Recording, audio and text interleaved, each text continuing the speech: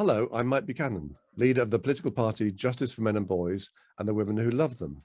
I'm also the conference director and very pleased, to put it mildly, with how astonishingly well this conference is going. It's been absolutely fascinating, and the feedback has been wonderful. My co-host, but also interviewee today is Philipp Tanzer, a very highly regarded German MRA who lives in the far north of Scotland. He's a member of Gender Parity UK, and my interview of him with Elizabeth Hobson. Oh, you just watched it. Yep, you've just watched it. So hopefully you enjoyed that. A very warm welcome, Philip, as both co-host and interviewee. Well, you're not a co-host. I suppose you're not a co-host for this session, are you? But you know what I mean. Yeah. So just give me 2 seconds. I'll find. Here we go. Philip, what is, in your opinion, the greatest weakness of the men's rights movement? I think the weakness of the men's rights movement are men, unfortunately. Obviously, men do not get the same sympathy as women do, and men are more likely to try to get on with life rather than to work together and create changes. And it's not highly regarded in men to complain about things. So that is one of our big weaknesses. But those who actually are active in the men's rights movement, obviously, they have overcome this obstacle because they are already active. What we have to do now, in my opinion, is actually talk more to other people in the wider manosphere, because to me it feels like the whole manosphere is getting older and more mature, and where, for example, parts of the manosphere that were PUAs, pickup artists, are more growing into the direction of traditionalists and people that actually want to be part of change and want to lead by positive example rather than taking advantage of the system, so to speak. And I think that there are a lot of people in the wider manosphere, from MGTOW to incels to people from the 21 Convention, that we should work together with. Obviously, there needs to be a willingness.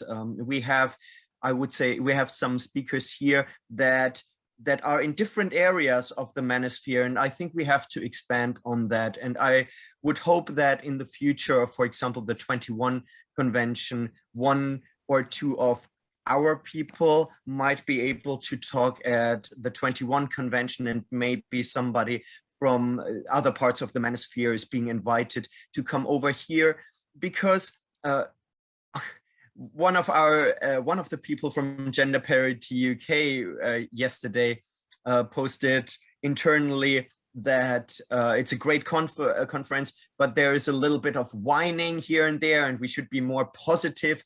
But to me, the men's rights movement is about whining. We have to complain, because if you don't complain about what's wrong, you can't actually promote change. Parts of the manosphere, like the 21 Convention, are about self-improvement, and they focus much more on I am the change, I do something, where the men's rights movement is about systemic changes, going into legislation, going into politics. And I think we need to combine the two of them. Sometimes I think, and you could see that in my talk, I looked quite tired in the interview that you did with me. I didn't get enough sleep at that time. And I think the manosphere is better at self-improvement, looking after yourself, being a good example. And I think we have to bring this good example in yourself into the men's movement. And I think we need to bring the care for structural changes into the wider manosphere. So this is the weakness, and I think how we can change some about that. I think that's absolutely right, Philip. We need to get on the front foot. I mean, we sort of, we're too often on the back foot, presenting, let's say, statistics on suicide, domestic violence, which we've been presenting for 50 years with zero impact. We need to be looking forward to a more positive future. And men are better on the front foot. It's what they want to do, and I really, yeah, I agree with that. And there is another part actually that we have to connect with more, and these are practitioners. These are, for example, Mankind, the Male Psychological Association, groups that are actually already doing something. Sometimes we men are, us MRAs are being accused of not actually helping individuals, which we can't, because we are looking at political changes. Other people are creating spaces for men, but these are allies. These are our natural allies, and we talk to each other on Twitter, of course, and we are in email chats. But I think we have to come together more and say we are unified together. And we, for example, when we go on marches, I think these marches need to be a representation of everybody who cares about men, not necessarily aggressive in quotes, MRA talking points, because I do think that concerns for men are becoming more mainstream, and we need to represent that. Right. I take issue a little bit there, Philip. I mean, I don't think the men's rights movement is particularly focused on politics. I mean, when I gave my first talk at the first ICMI in Detroit in 2014, I confidently predicted in my speech that there would soon be men's rights parties across the developed world. Well, we're still the only one.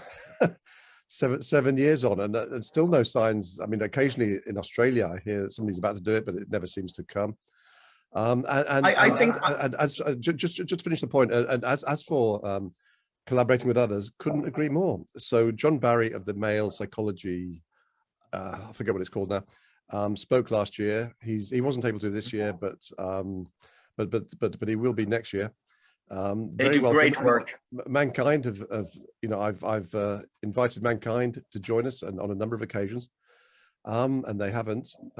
So our door is always open. I mean, there are one or two people that I will not have in, who are basically who are feminists, and I won't need to name them because people know who they are, but I will not have a feminist of either the male or female persuasion speaking at an ICMI if I'm in charge. We come on to a question from Ken Jolivet. Thanks for all your contributions so far, Ken, to this conference and beyond. Philip, thanks for all the work you do. Who could dislike you? There's a bit more to this. Well, it's a very good point, and I don't know if you caught, Ken, my introduction to the last one, but I said Philip was the only MRA I knew or know who doesn't seem to have anyone who hates him. So they're out there somewhere. I want to find them and interview them. That's all I can say. So Ken goes on, you're definitely a bridge builder. It's a great skill to have. How do you bridge build? What's your technique? It's very smart of you. Carnell Smith is also a big fan of this, by which he means bridge building, I guess. It's how he got to the US Supreme Court. I don't think it's a technique. I think it's a deep respect and understanding for other people. And I would say that started when I joined the military. No, I didn't start when I joined the military, but it became more obvious to me. I joined the military because I was a pacifist, and I wanted to see if my dislike towards the military was justified. So I actively went into an area that I thought I would have a problem with, and recognized that these are good people that I could identify with. To do that, you need a certain skill. You need the skill to bring different perceptions of life on the same level. When we look at children, for example, and you take a children's toy away, the child will cry, and the child will think its world is ending. Similar to a father who loses his child and thinks his life is ending. And the thing is, both of them have a very similar experience, even though we as adults know that the child, it's just a toy, it's not a big issue. But if you understand that each one of us can experience deep pain caused by very different things, you start to see the other person as an equal. And I try to see other people as equals. I try to do that with feminists, with people that I severely disagree with, but there are limits to me. Things that I can't deal with are dishonesty, lies. There are certain character types when it goes into mental health issues or personality type issues, narcissism. I do not have a lot of tolerance for that. And in that case, I end the conversation, or I can also become very, very harsh in my position. But as soon as the other person reaches out their hand, I will immediately be open to reach out again, but I will still protect myself. So there is this old story, I think, where a woman finds a frozen snake and takes it home because she worries about the welfare of the snake. And then once the snake is defrosted, it bites the woman, and the woman asks, "Why did you do that? I helped you." And the woman says, "You knew I was a snake." So when you interact with other people, don't forget to protect yourself, because if you let your guard down too much and the other person hurts you, you will, of course, strike back. So protect yourself, but still reach a hand out. And I think that is a good way of bridge building. Don't be naive.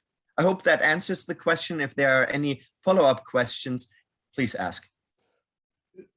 Yes, no, thanks for that, Philip. Very interesting. I've personally declined for, gosh, I think it was certainly 5 years now, to engage in debate or argument with feminists, unless there's an audience, whether it be radio, TV, or possibly YouTube. Trying to engage with feminists is a hugely time-wasting exercise in utter futility. And I despair of how much time MRAs collectively around the world spend on it. It's absolutely pointless. But that's my view. We all do what we can. Just want to say for some reason I can't reply to Mr. 0303, but you've posted a question there. And I'm very confused by the actual question, which is the last sentence in that. So I wonder if you could reword and resubmit that, and I'll ask it. We come on to Douglas Wallace, who has a very interesting presentation due later in this conference. An absolute eye-opener about the United Nations and the impact of United Nations on national government agendas. It is absolutely chilling. But we have to know our enemy, I think. So I would strongly urge people to catch that. Douglas, just to let you know, I just read Mr. 0303's question, and I understand the question as it stands. So if you want, you can read it. Okay, shall I read it as it stands then, Philip? Okay. Sure. He says, Philip is a joy to be around. Well, you've obviously not been around, Philip. No, he is actually. He was in Chicago, and absolute delight. Well, in fact, in London in 2018 as well. Absolute delight to spend time with. He goes on, during your interview with Mike and Elizabeth, you touched on the importance of real world meetings. With the current authoritarian restrictions, it's a challenge to implement those.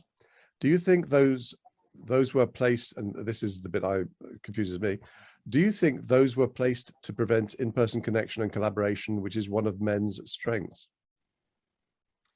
So the question is, were the lockdowns and restrictions put in place to prevent people from gathering? And I would say not just men, but for people to gather, because human interaction is our strength, and we could actually revolt against the government and against totalitarianism if we can actually communicate.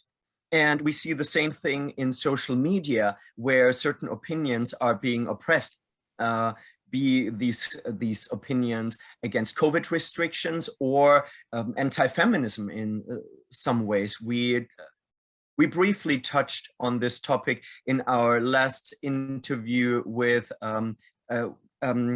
sorry, what was her name? Valentina Ortiz. Yeah, exactly. We talked about that briefly as well. I think it's not just about keeping men from each other. I think it's about keeping people from each other. But I do agree that men meeting in person is incredibly important. And we have seen over decades the destruction of male safe spaces and places where men can gather and actually thrive on each other's strength and wisdom. 3 years ago, I met a very special person at the first ICMI. His name is Darren Diogi. Yes. He was a speaker at ICMI. He was the only speaker who's ever been preceded by a bagpipe player. I got to say that rather brought the house down. Absolutely. And when he entered the room, I thought, what a weirdo. And at the speech, he got a standing ovation. And he talked about spiritual things. He talked about energy. And I think a lot of men in the room were thinking, what the hell is he talking about? But his energy is so strong and so charged, to use his own words, and so positive that he really charged the whole room positively. And I stayed in touch with him, and he invited me to join meetings called Wild Man. You can find them on Facebook, and I attended 2 of his meetings, gatherings in the forest where you are part of initiation rites that are pure male safe spaces. Well, safe, last time I broke a rib, so you have to ask yourself how safe they are, but that's the whole point. You're reaching an edge, and you can get in touch with your masculinity in a way that feels comfortable to you. So I wasn't forced to break my rib, it just happened. That was my choice. And these male spaces, you can feel how men are coming together and are creating a brotherhood. And I'm hugely affected by the current totalitarian the feeling of totalitarianism in our society. And I actually recently got in touch with one of the teachers from Wild Man and reached out to him and said, I actually need more. I need a brotherhood. I need to know that there are some men that I can count on no matter what, even if it becomes illegal due to the changes in society, somebody who always will have my back. So I hope that answers your question. I do think that if you believe in conspiracy theories, I do think that there is an effort to keep humans from personal interaction and from trusting each other, because that way we are easier controlled, divide and conquer. Indeed. My thanks to Douglas Wallace for pointing out that his presentation was published a few hours back. So apologies for that, Douglas, but his Q&A is coming up in the next day or two. We have a question from Steve Moxon, the author of a book I must have plugged 20 times at this conference so far, and I'll keep doing it. The Woman Racket, 2008. Absolutely astonishing. It's one of a handful of books by MRAs, which I wish I'd written myself. Absolutely, it was my red pill moment, I got to say. Steve asks a question in relation, Philip, to you're asking why no one in the interview, why no one has linked feminism and critical race theory. And he says, Philip, are you not aware of the scholarship regarding the origin of both anti-male and anti-white politics? See my review, the origin of identity politics and political correctness. It's not consideration for minorities, but hatred towards the mass of ordinary people, specifically the workers, tracing the roots of why and how it arose and developed. How it arose and developed, it reveals the greatest political fraud in history. Well, in common with most Steve Moxon's questions, it's not a question. Other than, have you seen that? Have you seen his scholarship? No, and if not, why not, Philip? What have you been doing with your time? I thank you so much, Steve, for asking me that, and I would urge you to put the title into the chat room, so one of my fellow Gender Parity UK members who are watching at the moment can copy it and make me aware of that again in our meeting that we have tonight. No, I have not read it, but for me, the problem, I'm very busy, as you might have heard in my talk, in my interview, and I'm not an academic. I'm good at certain things, I'm not good at other things, and I need people to help with certain things. What you mentioned sounds like a very, very in-depth and very detailed look at the origins down to the roots. And I think that is wonderful groundwork. I would have to read it, but I think what we need is something simplified, something that that connects critical race theory, CRT, and gender studies as we see it today in a very simplistic way, so that politicians, like, for example, the great Kemi Badenoch, our Women and Equalities Minister, and she's really awesome, she's great, or Liz Truss, that these people can look at it in 5 minutes and can see, oh my God, this is the same thing, we have to do something.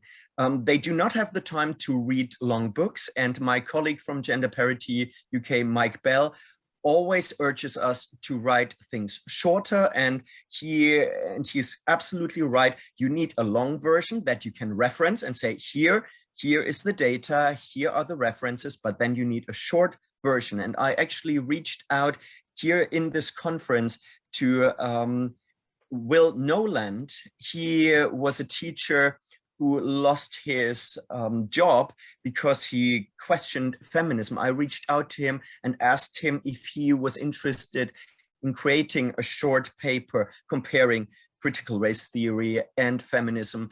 And I hope he's interested in doing that. And I would love to get your input as well, if you can spare the time, Steve. It would be great to work together. Thank you very much.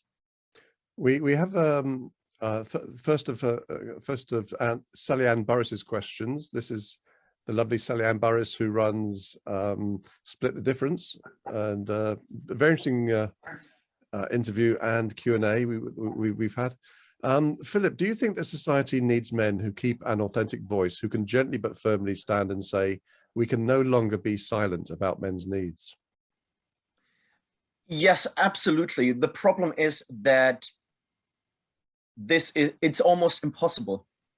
The attacks towards men that are authentic nowadays are so relentless that there are a lot of things that you have to consider.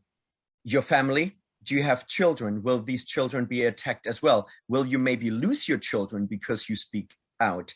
Will you lose your job? So you have to first put yourself into the position of being self-reliant, to not be dependent on anybody or anything. And that unfortunately includes things like, for example, Airbnb. I get most of my money through renting out a place with Airbnb, or do I use PayPal?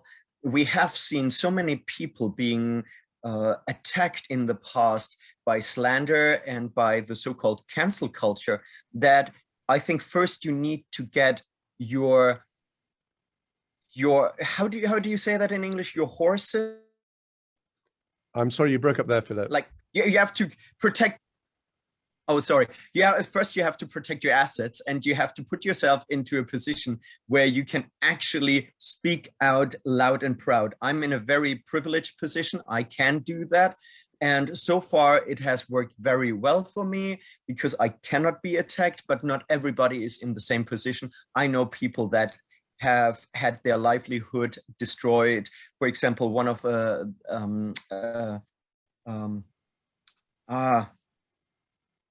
Neil Linden, somebody, a journalist who wrote one of the first books against feminism. He's a friend of mine, and his career was completely and utterly destroyed. And that was decades ago, and it's only become worse. Yes, we need these voices, but you have to know how dangerous it is. So we need brave men that have put themselves into a position where they can fight. What we need are warriors. Agreed. Ken asks, well, I referenced a book earlier on, and he asks what his name was, and the book. The book is The Woman Racket, and the writer Steve Moxon, Moxon, and it should be on every MRA's bookshelf as far as I'm concerned. Even if you have one book about gender politics, make it that one. We come on to a couple of interesting questions from Tom Chadwick. Given the men's suicide rate and other issues men face, should men be regarded as a vulnerable group? Is it politically useful for the men's rights movement to talk about men in this kind of language? That's a good question. And I think that's where, again, the men's rights movement and the rest of the manosphere, have different approaches. And I think both approaches are needed. I actually think talking about men as victims is bad for men themselves in many ways. But we have to talk about the fact that women can be vulnerable.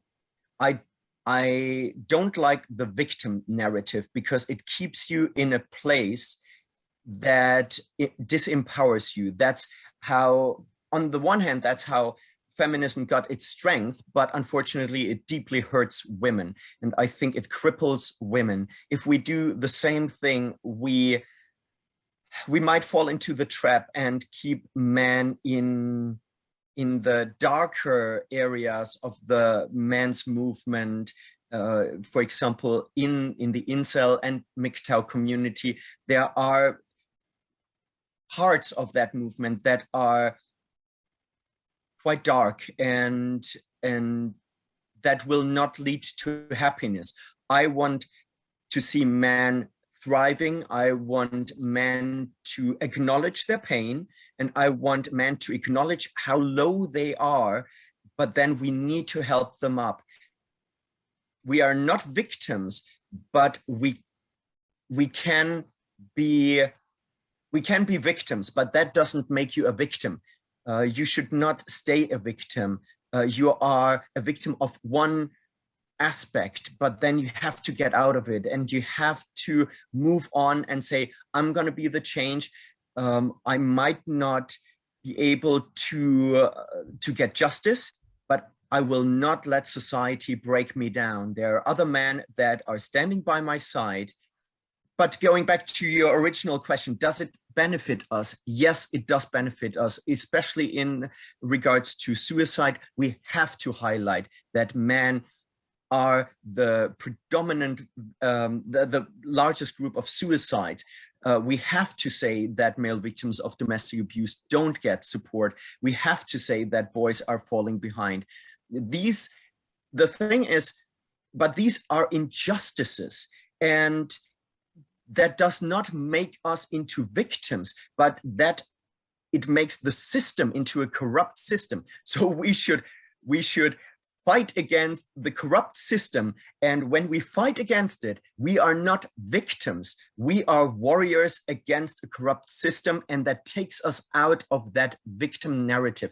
That's why I disagree with the black pill. I fully agree with the red pill and with the white pill, but the black pill will not create change. The only thing that it causes is depression, suicide, and in the worst cases, homicide, when you think that the whole world is against you. It is not. I think there's a bit of a nuance here, Philip. I mean, the 25 issues to the left of me are areas where the way I would portray it, I mean, men are victims in these areas. So virtually all of them, men are victimized by the actions and inactions of the state, almost always to privilege women or girls. But it doesn't. Sorry, go on. I completely agree. The thing is, you can say, I was a victim of abuse, or I experienced abuse, but that does not label you as a victim in life. Don't see yourself as a victim in life. Identify not yourself as a victim, identify the system as the perpetrator. And that is very important. And unfortunately, that's how feminism drains energy from women. It keeps women low. We should never keep men low. We should acknowledge their victimization and say, yes, you have been a victim. Now, how can we change your position in life? And I agree totally, Philip. But the nuance I was going to say was that I agree with everything you just said. But the word we tend to use here, and it's interesting. It's in the subtitle of William Collins's book, The Empathy Gap. The subtitle is Male Disadvantages and the Mechanisms of Their Neglect. And I always talk about not victimhood, but disadvantage. And I think that, because you're right, it just drains men of energy, and that's the very last thing we need. It's also one of the reasons that I'm relaunching my political party next year as a pro-family, pro-children, and pro-life party, because there are no votes in men's issues. So that's a bit of a problem if you're a political party, if you're basically sort of trying to force people to look through a lens that they will not look through, no matter how hard you try. So I think if we stop trying to present this through a men's and boys issues lens, I think we'll have far more natural allies. I would agree. The thing is, women's issues are human issues, and men's issues are human issues. Children's issues are human issues.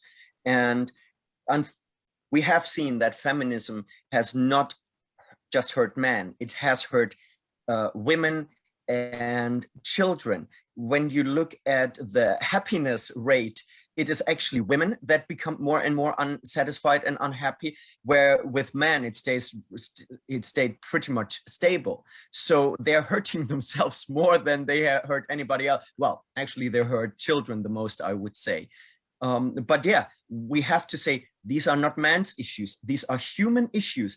You're hurting your future. You're hurting future fathers,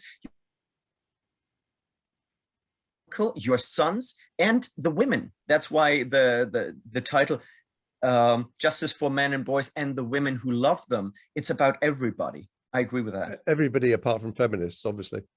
I see feminists as victim as well, because okay, Philip, sorry, that's a tangent that could take half an hour, so perhaps we won't go there. But no, to me, it's one of the great distinctions between feminists and non-feminists, and particularly anti-feminists, that to feminists, the harm caused to women and children is acceptable collateral damage.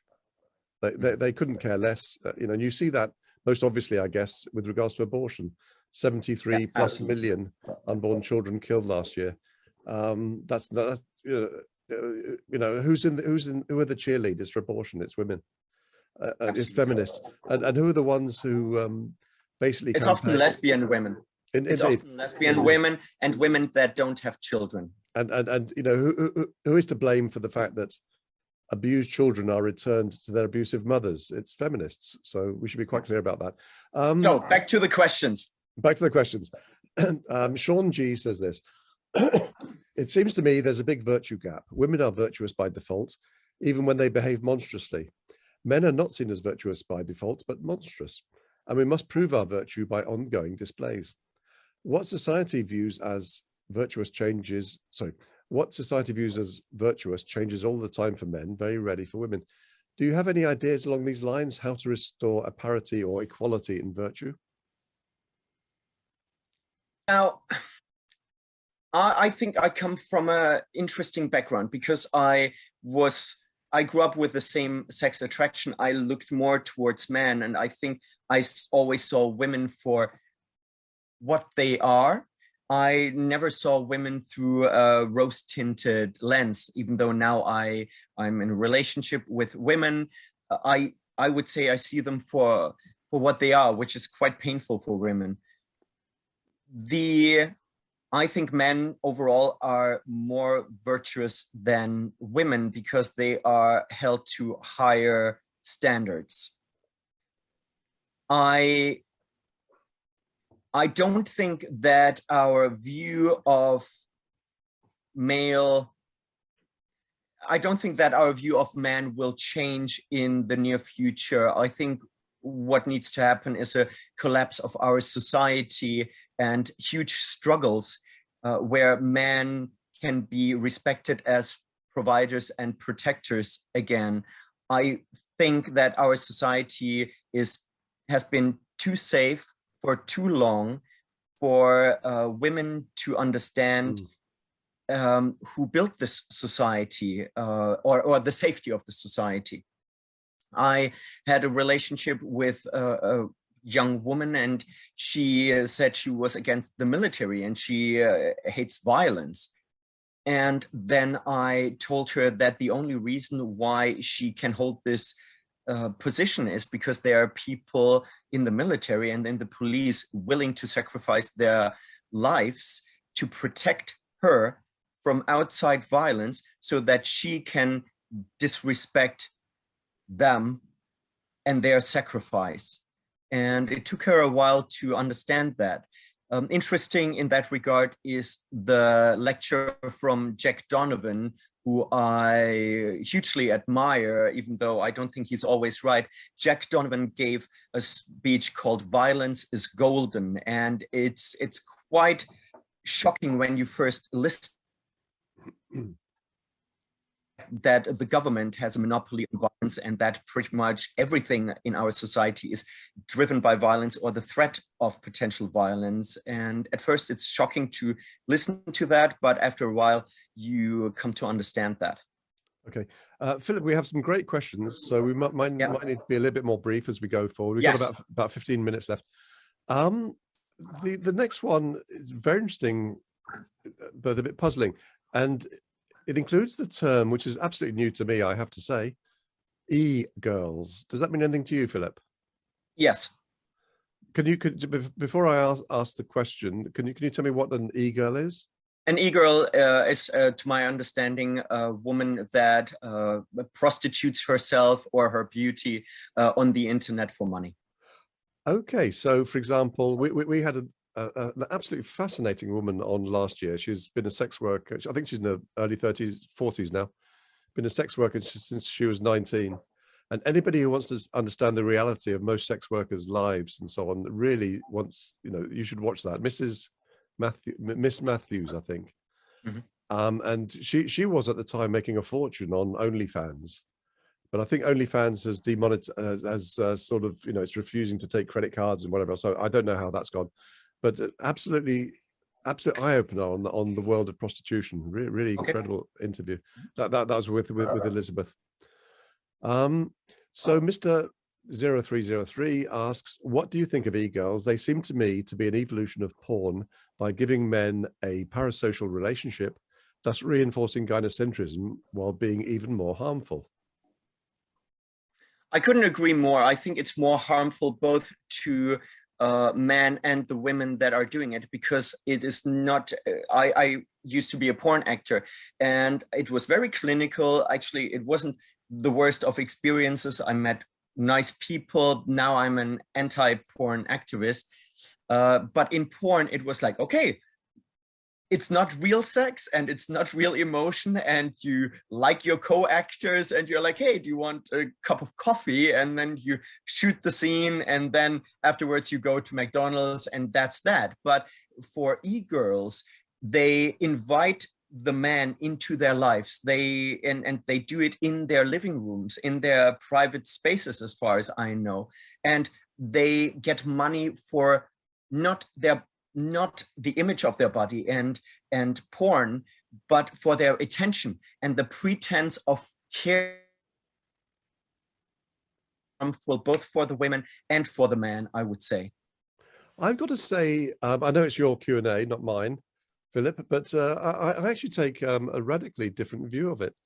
For the men who would be paying money to these women, these would not in general, I mean, I guess these women are sort of younger and more attractive in the main. And for men who want some sort of frisson, some sort of relationship with a beautiful young woman, they unless they're rich, that's not going to be an option in the real world. So to my mind, e-girls are a fairly reasonable substitute. And one of the things we talked about sorry, just to finish this point, one of the things that Miss Matthews pointed out was that it's not so much the sex, it's these men are lonely very often, and Yeah. just to get some attention from a beautiful woman for a little time. It's heady stuff. It's a drug. That is the problem. It's a drug, and it will drain these men from the money that they have. And unfortunately, I think in every line of work, you have good people and you have bad people. And I would say you have nice prostitutes, for example, that actually care about their customers. And then you have prostitutes that just want the money and treat their customers like shit. I think it's the same here, but I think an e-girl that actually cares about her customers will emotionally be drained even more, because you start to care about these people, but you can't help them. But I think we have to move on because we have 6 more questions. Okay, all right. But I would recommend people check out Miss Matthews. That was really an eye-opener. Yeah, that would be good. Sorry, just a moment. Sure.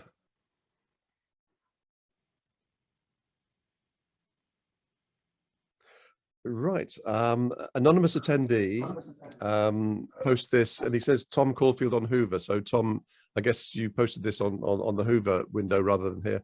I've found that if you ask men if they need help, they'll often answer with a resounding no. But if you ask that same man if he'll come and help another man, he'll do it without question. How do we get men to ask for or be open to being helped? Well, first of all, you don't ask men if they need help.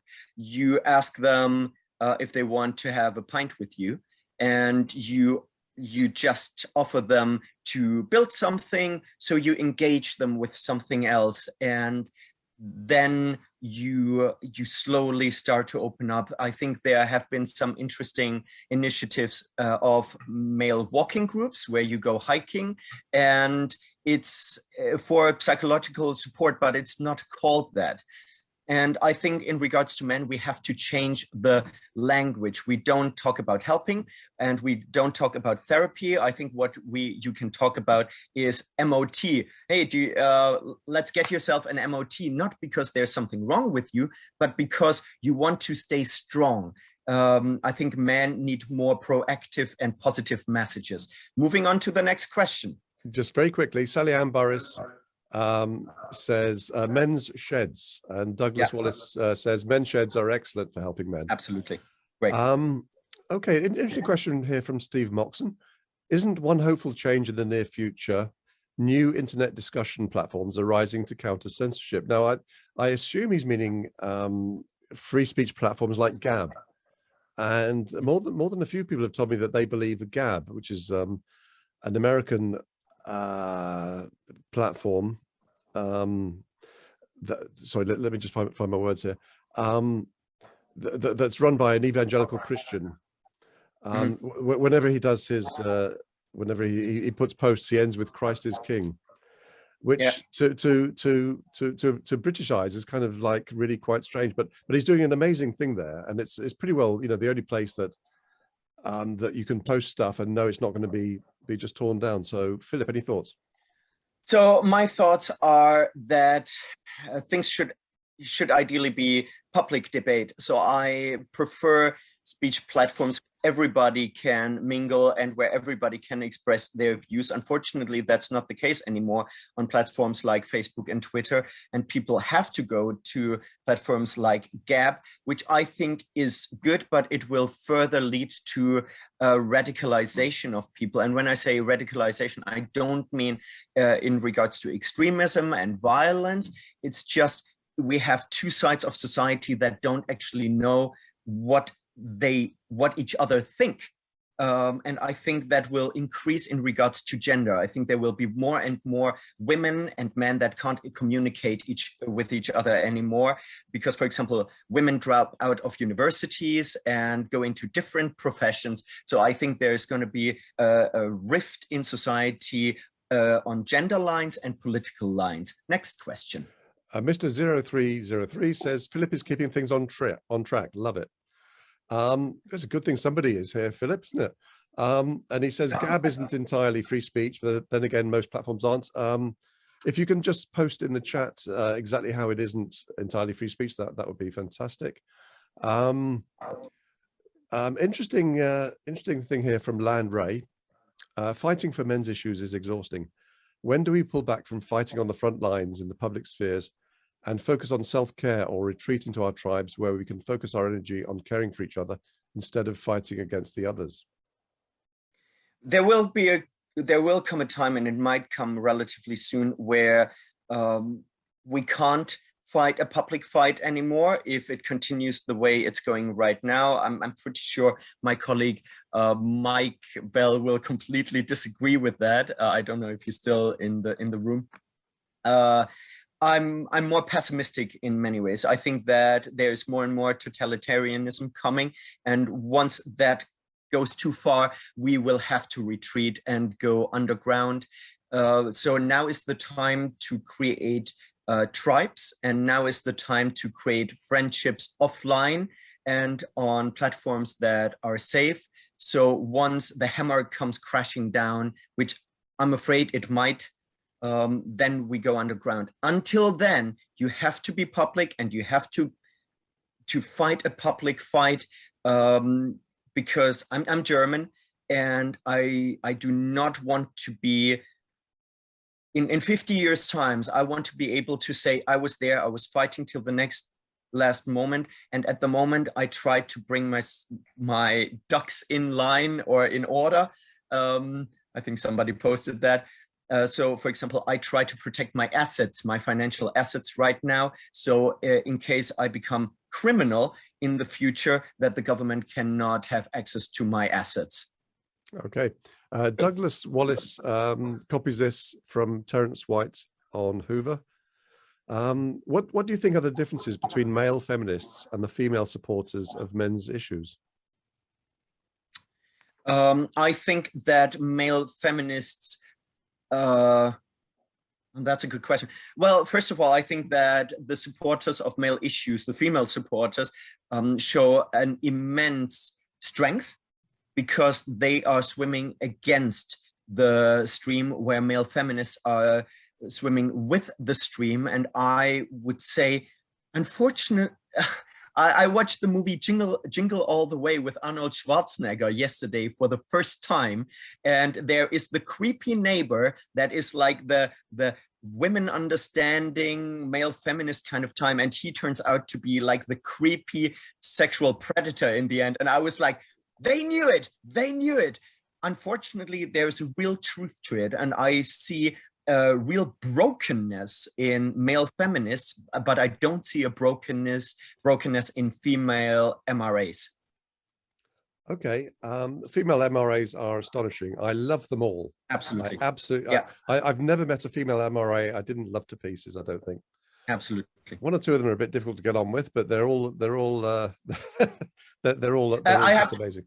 I have to say something there. So some female MRAs have been attacked this year, Lauren, well, not female MRAs, but women that also speak out for men, for not speaking out enough, or actually criticizing MRAs. I think people have the right to criticize our own lines, and that I don't think that it's best to do that in the public. I think it's best to actually talk to people in private, but we need an open discourse. And sometimes women don't understand us men. Even female MRAs cannot understand the experience of men. And if they don't, then we reach out our hands and say, hey, let's talk about that in a panel discussion. So don't attack people from the men's movement just because they're not 100% in line.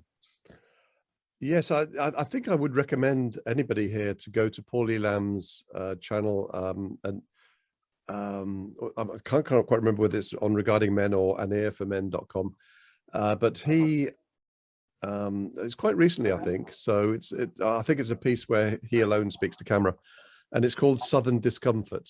And it's it's about Lauren Southern, and I would recommend that. Very, as always with Paul Elam, an insightful piece. I have to clarify that I watched. So I think that Lauren Southern and Sydney Watson, they did something wrong. But I think if there there are annoying people in every movement, and sometimes you can get annoying people in the comment section. And if you have been bombarded from certain people for a while, it's very easy to think, oh, there are so many arseholes.